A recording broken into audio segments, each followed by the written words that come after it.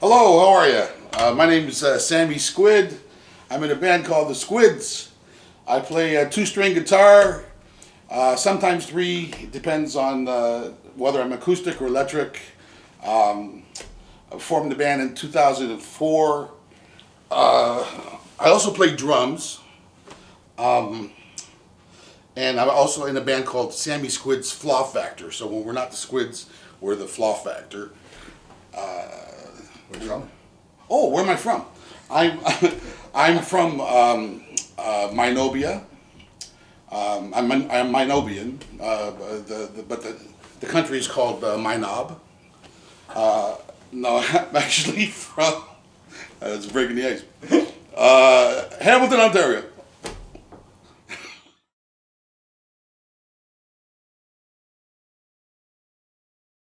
So personally, my biggest influences, of course, would be my parents. Uh, they were great parents. They passed away, unfortunately. They were rock stars in their own way. They cooked delicious food. They did it professionally. They owned several variety stores. My dad was a small businessman, so looking up to them and learning from them was a big deal because they taught me basically the most important. Oh, you young kids out there, remember this: marry your best friend. Musical influences would be, well, starting early, like when I was really young. All that bubblegum stuff, I still love it. Yummy, yummy, yummy. I got love in my tummy. A song by the Osmonds. I think it was Donny Osmond solo. Maybe he was like 8 years old. He put this song out called "Sweet and Innocent," and I was like his age, and living on Barton Street at the time. And we used to we learned the song. Me and a couple of friends. They did backup vocals. So I'd be, "You're so sweet." They'd be like, "Bada bada, bida bada buddha," and "Innocent, boodo bada beady beady." And it was like, so we get on the bus and pass the hat around. And I would sing this song, and there's part of the song where and I had a sweet little voice, you know. And there's part of a song where I would say, I'd see an older lady on the bus, and I'd sing, "You're too young, too young for me, yeah." You know, and everybody crack up, you know. And then we'd pass the hat around, and we'd had enough. We'd go to James Street, you know, from Wentworth to James. By the time we got there, we had enough money to pay for movies, popcorn, candy, and the bus ride back. So there's that. Then probably age 11, I'm looking through my older sister's stuff, and there's this weird album with a picture of a guy humped over with all these sticks on his back. And I'm like, okay, I'm going to put this on. And it's Black Dog from Led Zeppelin. And it totally just, I never heard anything like that before. They go, wow, wow, wow, wow. And that was mind-boggling. Also, around that same time, my sister used to invite friends over. There was a show on TV called the James Brown Hour, or the James Brown Show. And watching him was phenomenal, and listening to him. But what was even more insane was watching my sister's friends freaking out. Yeah. He would do these moves with his feet, and they would scream and cry. So I got to witness that, like in their own living room.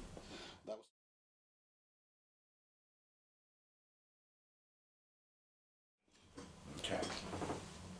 Okay, so what got me into punk? Well, I'd have to say there's several things. Earlier on, I was big into lots of the classic rock bands. I mentioned Led Zeppelin earlier, but I also like this band called the Kinks that had a fuzz tone that was very unique, and I think they influenced a lot of the mid-'60s punk bands that nobody heard about, which is really kind of cool. But that really wasn't the start of my true punk influence. This album came out in 1978 or 79. I was in high school, grade 12. I went to Cardinal Newman, And disco was big. And hey, Tony, you like my new shoes? And I'm like, yeah, sure, they're great. That was happening a lot, but there wasn't a lot of punk going on yet. So this friend of mine, Paul Butler, I think he was in grade 10, and I was in grade 12, but he's a cool guy, big into music. And he says, Sam, you got to come over to my house and listen to this record I just bought. So I go over to his house after school, and it's Teenage Head's first album. And he put down side B for some reason first. The needle went down. Hey, baby. And they start, Frank starts, and Stevie jumps in, and the whole thing, and my mind was absolutely blown, like you wouldn't believe. It was like I've never ever experienced that ever, and it's the first time I've ever felt that I can actually maybe do that, and that's true because it was raw. And the songwriting is so great. Curtain Jumper still to this day is my favorite song of all time, is amongst many other songs. That was definitely my introduction to punk rock. And to rock, like I loved rock and roll before that, but this was like, wow. Of course, Simply Saucer afterwards, Killjoys, Power Pump, Power Pop, I love, as far as songwriting goes, those are all huge influences. But punk rock would be, definitely Teenage Head. And not too far after I listened to that record, I was listening to, I was on the headphones, listening to this new station that somebody said, you gotta listen to this, it was McMaster, 93.3, I guess. And these two kids are shooting the breeze and they're like laughing their heads off. They sound like they're high. This is great. Like, I've never heard this on the radio before. And they're talking about this band called the Dead Kennedys. And they played a song called Kill the Poor. And then that really cemented it. It was like, now I totally get the whole idea behind it, They're not really, and telling you to kill the poor. They're saying it's bad that we do that, So that's kind of like what punk is really about. It's good for you, really. And then I have to mention my friend Flavio Quercia. Nobody knows about his musical influence. He passed away, sadly. He would be my age, but he passed away a number of years ago, 2005. From 1986 to 2005, I played acoustic guitar in his basement or my basement, and with two strings, and he'd sing the words and I'd make up the stuff, and we'd make music and laugh our heads off and just have a blast. But it was always raw, and it was before punk, and during the 80s. But he was a big influence on me for learning how to. When you do something like that for 16 years, just in the basement, you actually become quite good at it. So I to be honest, I really don't know how to play guitar. But so those of you that think I'm a virtuoso, it's not true. I tried back in 1986. I bought an acoustic guitar and broke all the strings and tried to learn, and the top two strings didn't break. And all of a sudden I tuned it a certain way, and it's like, it sounds really good. And Buddy Holly came on the radio, and I'm like, doing Buddy Holly songs all of a sudden. Just open hand power chords and strumming and picking. And that's all I do, two string. So yeah, Flavio Quercia and myself for 16 years, just in the basement doing that. And then of course Teenage Head in 1979. Biggest influences for sure. Okay, now I also must add to what got me into punk. This band called the Forgotten Rebels came a little bit afterwards, and I know Mickey to this day, but I believe it or not, I still get starstruck when I'm with them. Forgotten Rebels for sure, and the band called the Ramones, huge. But that all came after, just not too far after the Teenage Head and the disco era.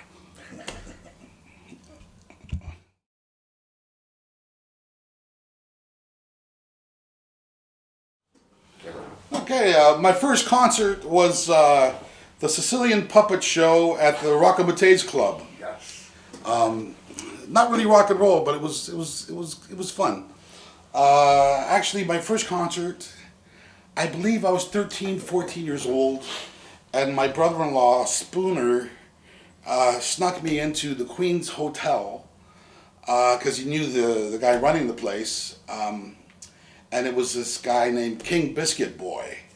And I saw him, and I believe Sonny Del Rio as well, and a bunch of blues guys, and a packed house, and it was stellar. It was like an amazing, amazing night for me to feel that at that age, physically experience that. It was so that's my first concert ever. My first punk concert would be Teenage Head, and it was at a bar in Brantford, but I can't remember the name of the place. The whole night's kind of a haze, but it was incredible. It was packed house, and it was like a lot of fun.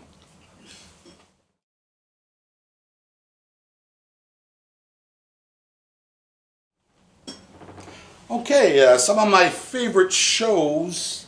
Well, King Biscuit Boy, because it was my first. The Tubes at the Sandy Grandstand. It wasn't like in the big stadium. It was a little thing outside the stadium, maybe 4,000 or 5,000 people. It was pouring rain. Nobody cared. They were so charismatic and so amazing. They just captivated me and the entire audience for the whole show. It was amazing. Tubes are a great live band. Genesis in Toronto, when and then there were 3 albums came out. Super cool. They played everything, you know, and behind the drummer was this little lasso that formed. So you know, back then it was like, you know, there were no big screens. There was no like effects were like little, was nothing compared to now. But this little light beam went up and then formed a circle, and it got bigger and bigger and bigger during the whole show, and got as big as the entire stadium where the Argos played, whatever that stadium is. And then at the end of the show, the lasso got huge and surrounded everybody, and then disappeared, and everything went black. But it was pretty freaky. Teenage Head at Molson Park. It was the first time I ever saw Teenage Head on a huge stage with a huge system. It was mind-boggling, and for whatever reason they were like, well, they were super fast. It was like it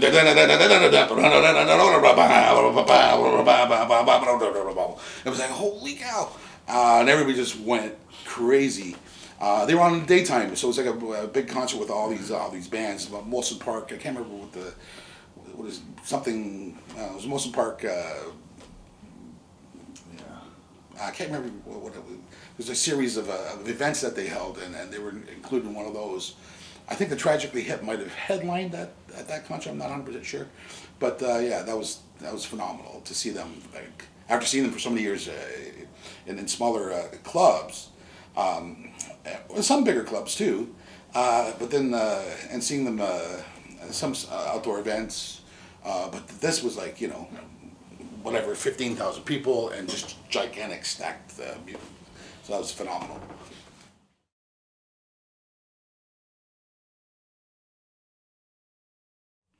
The craziest thing that ever happened to a show.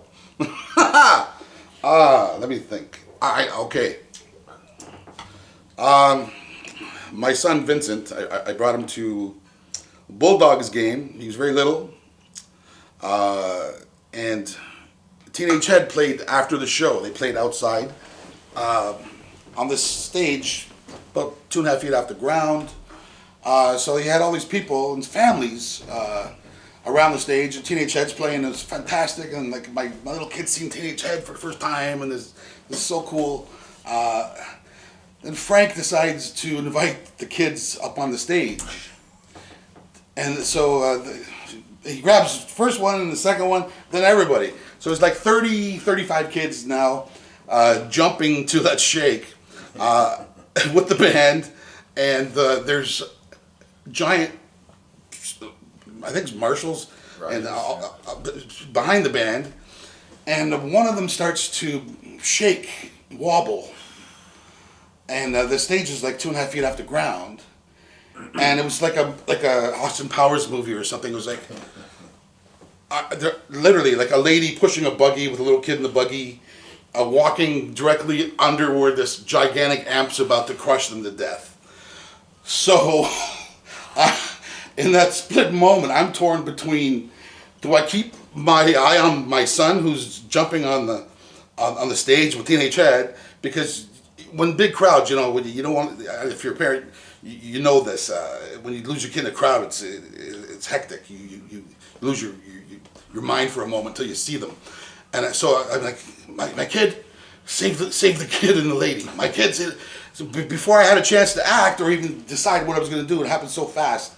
The manager for Teenage Head, like a bee, just flew around to the back and held. It was like Samson, and he's holding these giant speakers and preventing them from falling on this lady that was walking by with her kid. That was nuts. I mean, never gonna see anything like that again. But yeah, rock and roll.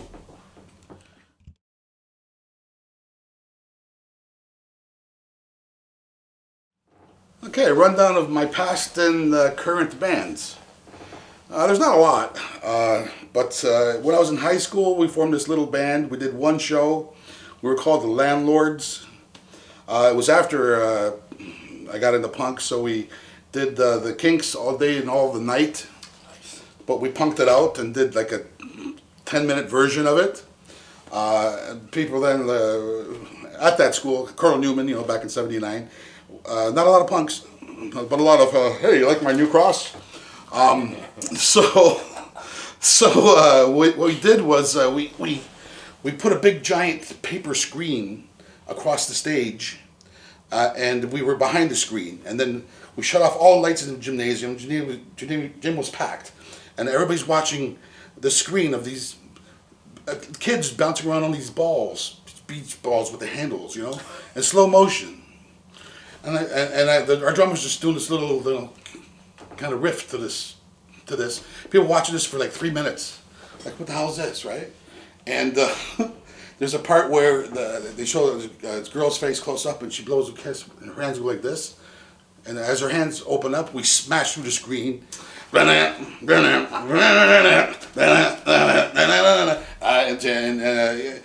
made history in Newman. We were known for that. That was the first band, and we broke up immediately. Then a little later, I was a drummer in a band called Blind Justice. Basically a Stones cover band. It was named after Keith Richards when he had to do the blind show because he got nabbed for drugs. That was like a year. And then basically in my basement with my buddy Flavio from '86 to 2005. And that wasn't really a band, but we did a lot of music. Yeah. And then in '04, I formed the Squids. I went electric for the first time after playing 16, 17 years of two-string acoustic. I bought an Ibanez off of Neen McQueen. I bought a Hi-Watt somewhere else, this guy here, and it just worked, and I wrote 17 songs in 3 weeks, and I let some people hear it, and they're like, okay, let's do this. So I was, but I couldn't, do the drums myself and play it, so I needed a drummer. So in mind, I always had Candy Rotten in mind, because to me, she's like a female version of Marky Ramone, just snap and like a machine, and I really enjoyed watching her with Spoiled Rotten. So it was a big deal asking her, and I recorded myself in my basement with me doing the drums and playing guitar. And Come On was on there. Punk Rock Show was on there, and I built up the nerve to ask her. Like, I do still get starstruck. I was starstruck with her, and I said, "Would you like to play with me?" She said, "Well, let me hear what you got." And so I said, "Let's go." We went in the car and I put in the CD. She goes, "I love it." and we've been together ever since. So besides the Squids, there's also, let me see, Fla Factor, which is basically sometimes other drummers, sometimes Candy as well, or there'll be guest drummers. Chris Houston joins in. We wrote a couple songs together, and he does a little solo thing. Pete Arsenault, you might know him from the Doughboys. He does a solo thing, and we did some music together. So it all becomes the Fla Factor, and it's named after Flavio, which is my friend Flav. Who else is involved with that? Oh, and Daryl Gould. Can't forget him. One of the stellar singer songwriters in Hamilton. And I think that's it.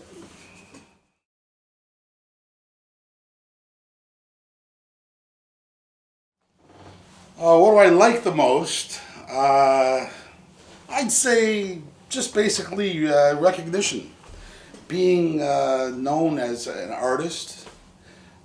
Being part of Hamilton's art scene is awesome. Knowing that there's people that like your art and your songs. Performing is awesome, and seeing people react to your music. That's stellar. But yeah, just being part of the scene, man. That's good enough, What I like the least, there's really not a bunch I don't like, but the only thing I really don't like is lugging stuff. Yeah. Oh my God. So and there's stairs sometimes, a lot of stairs, up and down. Setting up, not crazy about that, but it's got to be done. That's it.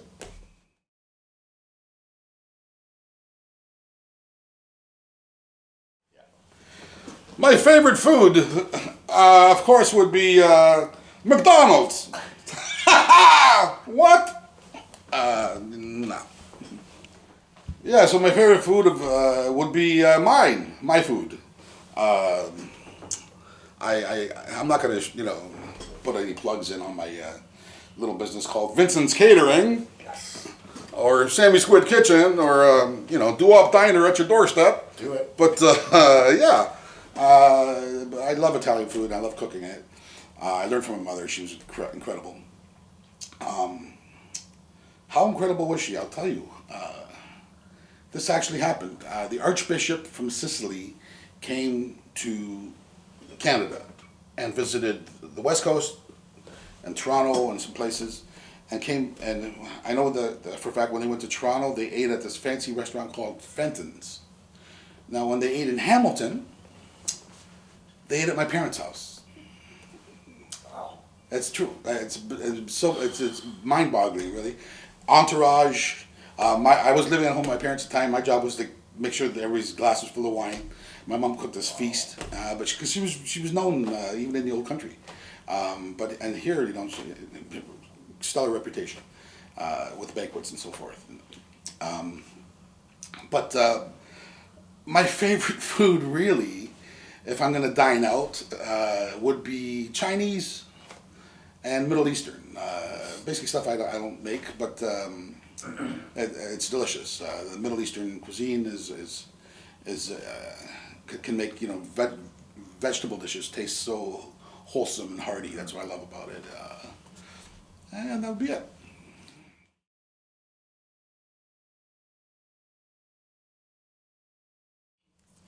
Okay, my most useless talent, besides this, I can teach dogs to answer questions, specific questions. For example, what's on the trunk of a tree?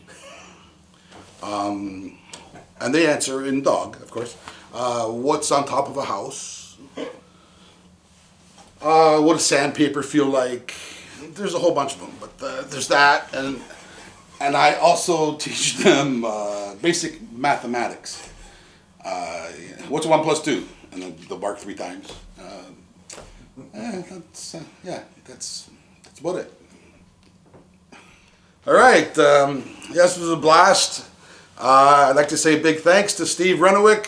Cheers to you, buddy, and cheers to the cheers, man, and to the Hamilton community. Right on, rock and roll.